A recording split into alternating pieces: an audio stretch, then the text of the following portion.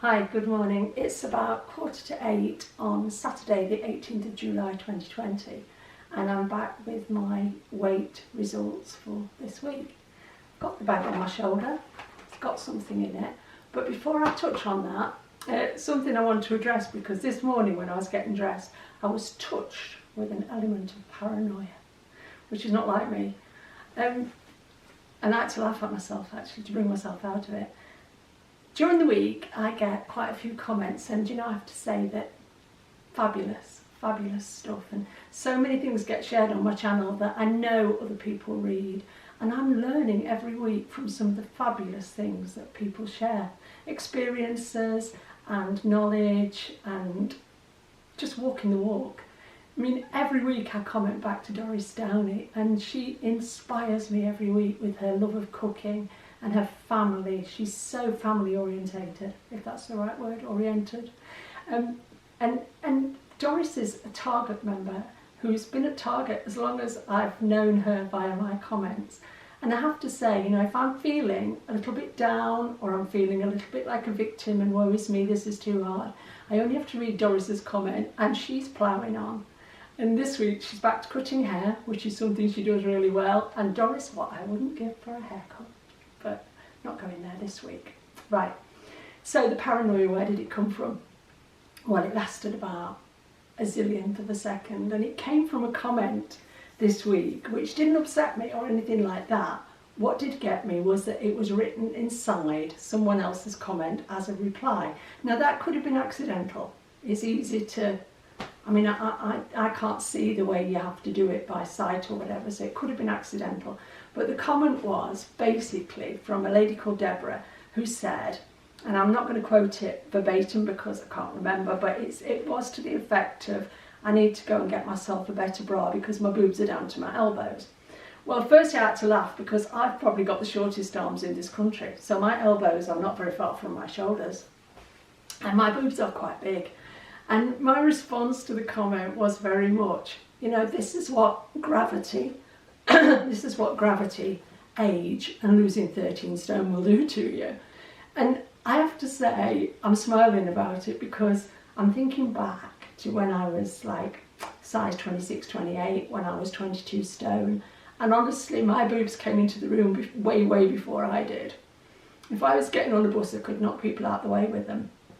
I used to have something like a 46 double, I think it was double H or something like that, 46 double H, that sounds about right, in a Triumph Doreen, because that was all that would fit me. And now I'm a 34 double F. And you know what? I don't care if my boobs are down to my knees when I take my bra off. What I care about today is that I don't weigh 22 stone anymore. I can get a bra that fits me. I do buy good bras. I wear Fantasy Bell full cup from John Lewis for 40 quid. So, I could resort to going to Primark, couldn't I, and get cheap bras for £2.99 or something. But today I am doing the best I can for me. And if that results in my boobs being level with my elbows, what the hell? What the hell? But the thing that came out of all this more than anything is, please, if you want to leave me a comment, and I don't mind being challenged, I don't mind if you don't agree with me, I really don't. I'm of an age where it's lovely to hear what especially younger people think. I mean, my generation too, don't get me wrong, I love my generation, but sometimes I look at people in their 20s, 30s and 40s, I can remember being there, and I think if only you could get a dialogue going with these people, those of us who've got 40 years experience, or even more, 50 years in my case, of being morbidly obese, if only we could get a dialogue going with these younger people and say, look love, I tried that 30 years ago, it doesn't work. And if you keep trying it, it won't work the next time or the next time, because if you keep doing the same stuff, you'll keep getting the same results. We need to change things. And sometimes Joe and I have conversations about what can we change. Unless we know better, we can't do better. So the key, I think, to a lot of the stuff that's going to come on my channel in the future is educate yourself.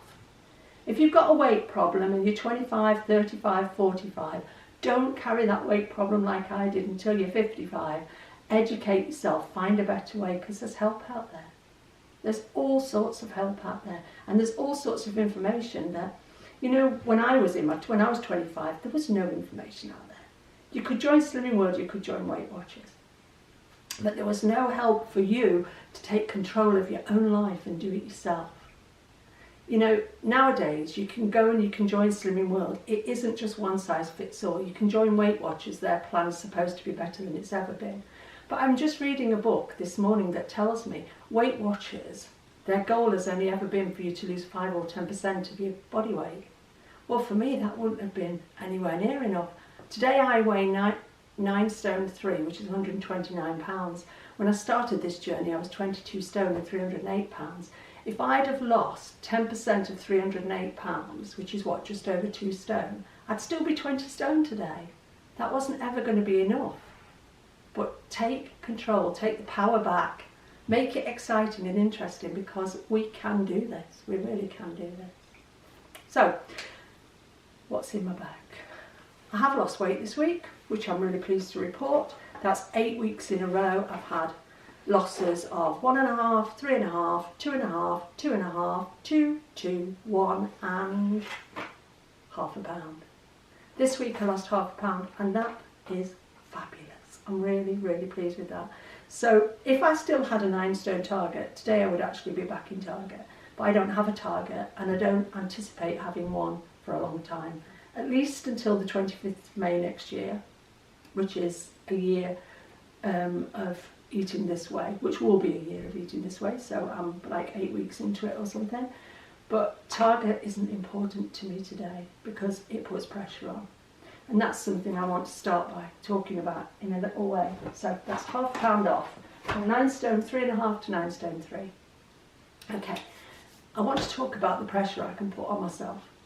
Now, I had a newspaper article printed last Thursday, a week Thursday gone, in the Nottingham Evening Post, in the local section, and it was to support my Slimming World consultant. I would walk through fire for that woman.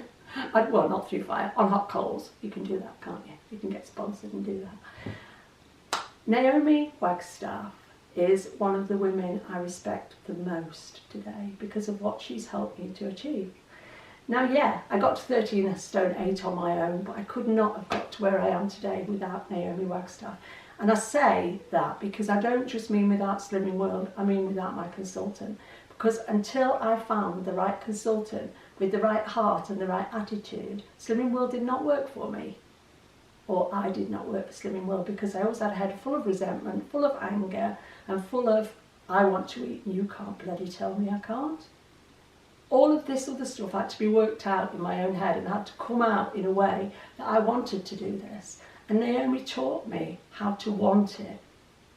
And I didn't have that, or the other probably 20 times I joined Slimming World. So I did this newspaper article for Naomi more than for myself, if I'm honest. And that was good, because it's good to do things for other people. So it went in the paper, and I've had some quite good response from it. But one of the things, or two of the things that came out of it, were that 2 national journalism agencies, one from London, one from Bristol, contacted Slimming World head office, the press department, said they wanted to take it further and give me an opportunity to go national. And it's like, oh, wow. And I'll be honest with you, the first thing that spiked was not my sugar level, was not my anxiety level, it was my ego level. I'm like, ooh, that'd be nice, wouldn't it? Because they'll write articles and they'll put it out there to the national press, and there's a lot of movement in the government and everything at the moment about reducing obesity because of the COVID thing and whatever. This is an opportunity. And then after they put it out to the press, they put it to all the magazines, you know, your Primas, your Bellas, your, I don't know what most of them are called because I've never read any of them, but all these weekly or whatever they are magazines, and they'll put it out to them, and if they want the story, they'll pay for it and whatever. And the ego kept going up. And then in a very, very, very minuscule chance, there was a very, very, that the media could pick it up. So it could go to TV, it could go to radio, and all these things which you think are way beyond your wildest dreams could happen. And that's not because I'm unique, but it's because people are interested in weight loss successes, shall we say. So I had a phone call from Naomi to say that the lovely press lady from head office wanted to speak to me, and I had 2 marvellous conversations with this lady, one on the Friday and one on Monday of this week. And she spelled it all out to me. She read the media package, she gave me all the information. She could not have been better passing on that information, giving me choices, making sure I understood everything, that I would need to sign a contract, blah, blah, blah, blah, blah. And we went through all this at length, and all the way through it she kept saying to me, this has to be what you want. It was not about pushing Slimming World in the media, it was about supporting me, for me to share my achievements, and it was about me. Because I haven't lost all of my weight with Slimming World, so they didn't need to offer me any support at all. I've only lost like the last 4.5 stone with Slimming World. I've lost the other like 8.5 stone, whatever, with just dieting. Any old kind of dieting. I used to swap regularly to keep it going. But she supported me, she was great, and I said, yeah, I'll take it forward. And I chose the agency I wanted to go with, and it was all hunky-dory. And over the weekend I was really comfortable with it. And then I spoke to her on Monday. She took me through all the information. She reiterated everything to make sure I totally understood that she would be there for me every bit of the way. Anything I needed explaining, any help I needed, they would support me. But it was about me, not about them, basically. So later in the day, Tuesday morning, I was thinking, why am I doing this? Because then not the anxiety, but the self-doubt started to creep in, because I know from experience, if I put myself under any kind of target or any kind of pressure, self-inflicted pressure, and that's all it was, then I start to think, not what can I eat, but how can I avoid eating? Because I'm not in that frame of mind at the moment that I'm looking to eat. But I think the thing that actually got to me was saying that if it goes to a magazine, it could be a year or up to 18 months before it hits the headlines in the magazine. You have no control over the headlines, by the way, but it could be a year to 18 months. And what actually whammed me on was, hang on, Jane, today, this was at the beginning of the week, you weigh 9 stone 3.5. If you're going to sign this contract to go, look at me, aren't I great, ego, ego, ego, I've lost nearly 13 stone. When that goes to press in a year or 18 months, are you still going to be 13 stone lighter? Because you've just put a massive pressure on top of your head to stay where you're at. Because if I'd said, yes, I want to go ahead with this, I'd sign the contract so they've got control over it. They say what they're going to pay me, which is not megabucks, by the way, but they say what they're going to pay me, and then that goes to press in, say, 16 months' time. Look at her, she's gone from 22 stone to 9 stone 3.5, but hey, in real life, I'm back up to 11 stone. Wouldn't I look a twit? Wouldn't I just look a fool? And I thought, I don't want that pressure. I really don't want that pressure, because I am what I am today. I've only got today. I can't guarantee that I am going to be this a year in January, or even in January, because the only way I'm going to keep the weight I'm at today is if I continually keep banging away and working at it and making good choices. Because I'm just as vulnerable to anybody else of overeating, of compulsive eating, of making crap choices, of eating for emotions, of all those things. None of that's gone away. It's only that today I'm making better choices. There ain't no magic wand. I'm reading a book at the moment, and they're talking about bariatric surgery, and the number of ladies in this book are having it, which I totally agree with, because you know I've got a gastric band. But the number of ladies who are having that operation, and the revelation that, you know, it isn't a magic wand. It isn't. One lady says it's no magic bullet, because once you have it done, by God, you've got to diet. You've really got. I mean, I learned that the hard way, because I had my gastric band done in 2010, and it's not the most important thing in my life. What's most important today in my life is what I put in my mouth. That comes ahead of everything at the moment, to stay where I'm at.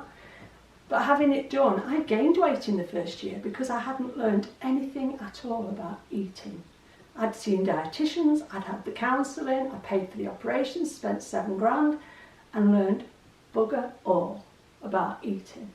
Because the bottom line for any weight loss plan it's not about just getting your head sorted and coming to terms with anything that might have happened to you as a child, because a lot of people put a lot of emphasis on that and don't believe in it personally. I am not a 6-year-old child or a 5-year-old or a 7-year-old or a 9-year-old child. I'm a 64-year-old woman, well, going to be soon. I'm responsible for today. I don't live in the past. So all of those things, you can go for counselling. I had fantastic counselling. Spent a fortune. My husband loved me dearly for it. I've done all those things. I've had hypnosis. I've seen dietitians. I mean, when I went to a private hospital to have my gastric band done, the first thing you had to do before you have a band put in is lose weight. You know, I went in there, he said, this is what you weigh, we'll give you 3 months to lose this. That's what you have to do. It's not like, oh, hello, Mrs. Day, you weigh whatever, we'll operate a week on Monday. You're paying, so it doesn't matter. It's nothing like that at all. The first thing you do is you see a dietitian and they tell you to lose weight before you have your operation. And you want to say, if I could lose weight, I wouldn't be sitting here, dear, spending £7,000 having just passed my debit card over. But the reality is, they want to see if you can lose weight before you have it done, because you're going to have to bloody well diet after you've had it done to get the weight off. I had it done. They like put you on a liquid diet for a few days, then it's mushy food or whatever. But you know what? Chocolate, cake, biscuits, pies, all those things slide straight through a gastric band. Well, they did for me. Vegetables wouldn't. They used to make me sick. Fruit wouldn't. That made me sick. Meat wouldn't. That made me sick. So basically, I am standing here today at 9 stone 3 because of blood, sweat and tears and a determination to get here. So putting myself in a magazine for Slimming World, or for myself, because I suppose it was 50-50 really, because I wasn't going to be thanking Weight Watchers for the success, was I? Although I would have talked about the whole history of my weight loss, it wouldn't have just been Slimming World. But could I honestly say, hand on heart, that I would have signed a contract this week to say I want my story to go out there and be public, and then not fretted about it for 16 or 18 months until it hit the newsstand? Because I know in my heart of hearts that would have made me put weight on. I've seen other people do it. And I was not prepared to look like that kind of fool in 16 months' time, standing there going, oh look, there I am on the front of the magazine at 9 stone 3.5, and today I'm 11 stone 3.5. That's what it would have done to me. So I had to graciously decline. It wasn't about the money, it wasn't about anything other than the ego that it was pushing up in me and the pressure I would have put on myself. So I'm really grateful to Slimming World. They were brilliant, absolutely brilliant, and the press lady there is lovely. And she put no pressure on me at all. But no, could not go there for my own sanity and my own weight loss. Right, I want to show you a book. This is a book. What do I think to say? This is a book called The Secrets to Ultimate Weight Loss. And this is the book that got me, the audio version of the book, that got me to where I am today, where I'm using my food that I say is to the left of the red line to actually eat within the free food plan of Slimming World EE. On the back of this book, God, can't talk. On the back of this book, it gives you the food that's to the left of the red line. Slow down, Jane. And it's all based on calorie density. And this book tells the story of Chef AJ, who's Abby J. I won't say I endorse and believe in everything that's in this book, because I don't, but I did find her story interesting. She's been a vegan since she was 17, but she was an overweight vegan until she was 50 something, because she was a junk vegan. She'll say that in there. I have read this book on audio 4 times, but I just wanted to share it because a lot of what's in here has helped me. Not all of it. I don't eat the way Chef AJ eats today. She's much, much stricter and much, much more limited than the way I eat. But this book has helped me. And even if it's just reading the back of the book and getting an understanding of what I mean when I talk about eating to the left of the red line, I really, really would like to share this with somebody. So what I'm going to do this week is I'm going to give away a copy of this book. if you would like a copy of this book because you think it would help you on your journey, it could be a useful tool, comment below. We gave away an Instant Pot on Wednesday, and it was a joy to be able to do it. So in some small way I want to keep that going. At the moment I'm reading a book by a lady who used to present Woman's Hour many years ago. Not that many probably. She's 70 now, so she's maybe been retired a while. Her name is Jenny Murray, Dame Jenny Murray. And I grew up listening to Woman's Hour with Jenny Murray grew up. When Jo was a baby, I used to listen to her Monday to Thursday, I think she used to be on. Incredible woman. I never knew from her lovely voice. She's from Barnsley, and she doesn't have a northern accent. In fact, she doesn't really have an accent. She has a lovely voice. But I never ever knew from her voice that she had a weight problem. Never would have guessed it. Now some people, I think, oh, I can hear it. I used to be able to hear it in me when I was really big because I had a lot of blubber around here and it affects your vocal cords. But I never heard it in Jenny Murray. Now, reading this book at her heaviest, she was 24 stone. And she has had one hell of a journey from 1950, when she was born, 6 years before me, up until the present day. She's currently 70. She's had one hell of a journey.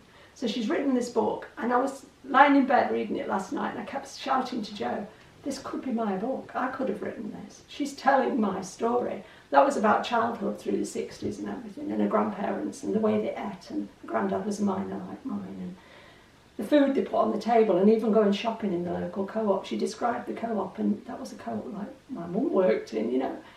She was telling my story, and as she's gone on, she's now in her 40s in the book, and she's talking about weight and diets and all the Dukan diet and the South whatever diet and the Atkins diet and all these things, and she's tried it and she's done Weight Watchers. I think the only one she hasn't done so far is Slimming World, but she does talk about Slimming World. And now she's interviewing other women like I was, who were in the 20-odd stones. And some of the stuff that's coming out, it's like gut-wrenching, because you think, I felt like that. I understand where you're coming from, you know? Brilliant, brilliant book. Now, this book only actually came out 2 days ago, on the 16th, so I haven't got a paperback copy of it as yet. But I may well either, probably next Saturday, I may well give away a copy of Jenny Murray's book. Now, at first, when Jo said it, I wasn't sure about the title. It's actually called Fat Cow, Fat Chance. But she explains the title, and I actually think it's quite a powerful title. Fat Cow, Fat Chance. I don't mind the F word. I have no problem with people saying to me, you used to be fat. I did have a problem when people used to say to me, you are fat. Because I was, and it hurt. But you can't run away from it, and you can't hide from it. Because if you're walking out there and you're a size 26, 28, people are going to notice you. If you get on a bus, probably everybody on that bus thinks, oh, for God's sake, don't sit next to me. Because I understand that now. Couldn't see it from the same angle when I was that size 26, 28 woman. I see it now.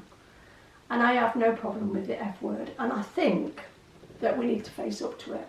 Because through this lockdown, one of the observations that Jo shared with me, not in a nasty way, because he's never nasty about people's sizes and that, because he lived with me for all those years, didn't he? And he's never been nasty to me. But one of the observations he's sharing is that through this lockdown and the anxiety and everything that it's imposed on people, people are getting bigger. We noticed yesterday when we were in home, we came out of HomeSense and there was a Costa and lots of people sitting outside. And Jo said it's so noticeable the effect that this lockdown has had on people. And you can see why, can't you? People are stressed, folks are losing jobs. It's touched all of us in some way or another. People are losing jobs, people are losing their homes if they can't pay their mortgages. People are worried and scared and anxious. And this, whatever it is, viral thing, it's not going to go away. We're going to have to learn to live with it. And from next Friday, we're not even going to be able to go shopping in the smallest of small shops without a mask on. I wish they'd done it 3 months ago, but hey ho. But that's going to, for me, because I can't see a lot of what's going on out there with the social distancing and everything, what other people are doing, or what other people are wearing masks, because some people choose to and that. But I'm going to have to wear one from Friday, and that is going to feel very strange. that is going to feel very strange, because I think that physical feel of having to wear a mask will bring home to me even more of a, not a concern, because I am living reality, but even more of a reality that this is what's happening. But my concern for people through this is the weight issue, because it's very easy to comfort eat for anxiety reasons and all those things, and gain a couple of stone, but it's bloody hard to get it off again. And the sooner we can turn it around, the less distance we've got to come back. I think you're at 25 minutes. Yeah. Anyway, I think that was it for today. Did I have anything else on my list, Joe? No. So it's been that kind of week, but you know, on my channel, don't expect me to get softer about weight loss, because to stay where I am, I'm going to have to get harder with myself. In this book, this Jenny Murray book that I'm reading, in the AJ book, in several of the books we've read, I've got numerous books I could recommend. All of them are saying that only 2 to 5% of people who have substantial weight losses ever keep it off. You know, and that doesn't matter whether you're going to whichever slimming club you're going to, it doesn't matter whatever plan you're following, the minute you start to let it slide, it doesn't slide downwards, it goes up. And that, I think, remembering that statistic is what is actually helping me at the moment to say, come on Jane, you don't want to go back to where you used to be. Don't even want to go a quarter of the way back to where I used to be. Because putting that stone on at the start of lockdown, God, that was a horrible sensation. And I didn't even realise how horrible it was until it came off again, and I could feel the difference, because now I feel like I'm back in my right body. Got a BMI this morning of 23.5, aiming to have a BMI of 22.5. So I need to work on this. But I've had a week of fabulous food, a good hour and a bit walk every day, and I lost a ½ pound, but I'm really pleased with that. So we'll be back on Wednesday, God willing, and the wind in the right direction or whatever. Won't promise, but I'll try my best. And we hope everybody is well. Take care. Bye.